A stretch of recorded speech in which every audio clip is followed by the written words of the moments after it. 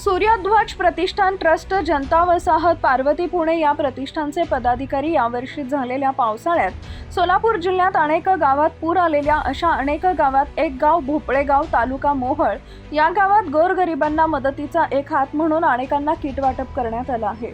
पुणे जिल्ह्यातून आलेल्या सूर्यध्वज प्रतिष्ठान ट्रस्टचे संस्थापक अध्यक्ष सचिन लंगर, युवराज कांबळे, नितीन हनमगर पाटील, राहुल लंगर, निलेश गायकवाड, प्रदीप शिवशरण, आयुब शेख, रवी सावंत, सचिन तुपसमिंदर, शुभम लंगर, नितीन तुपसमिंदर, अमोल बनसोडे, मोहसिन शेख, अक्षय लकडे, दत्ता कदम, चिकू लोंडे, वसीम शेख, तेजस गायकवाड, राजू पठाण, सुलेमान पटेल, सूरज शेख, वसीम शेख, दादा गायकवाड व पदाधिकारी कार्यकर्ते उपस्थित होते।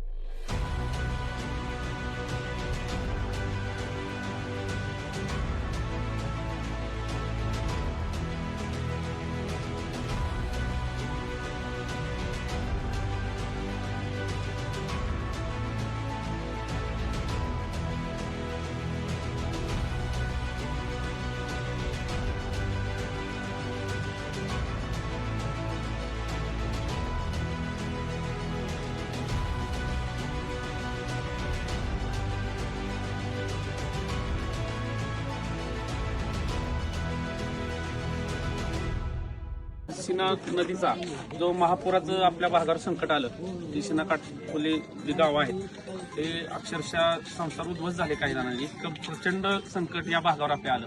मग आपल्या गावचेच सचिन लंगर असतील, राहुल लंगर असतील, ज्या म्हणजे पुराची परिस्थिती निर्माण झाली त्या दिवसापासून संपर्कात होते की बाबा आम्हाला काय करता येईल का। त्यांनी माझ्याबरोबर सरपंचाबरोबर चर्चा केली।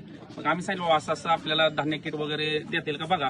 तर त्यांनी आपल्या शब्दाला मान देऊन किंवा गावकऱ्यांच्या शब्दाला मान देऊन त्यांनी थोडा प्रतिसाद दिला आणि एक चांगल्या प्रकारे मदत आपल्या बोपले गावासाठी त्यांनी सूर्यध्वज प्रतिष्ठान ट्रस्ट, जनता वसाहत, पार्वती, पुणे, तर त्यांचे मित्र प्रदीप शिवशरण, नितीन हनमगर पाटील साहेब, युवराज कांबळे साहेब, निलेश गायकवाड साहेब व त्यांचा सर्व मित्र परिवार, ते कालच मला म्हणते की मित्र सुद्धा माझे येणार ती परिस्थिती बघायला। तर ते सगळे मित्र परिवार घेऊन आज आपल्या बोपले गावाला एक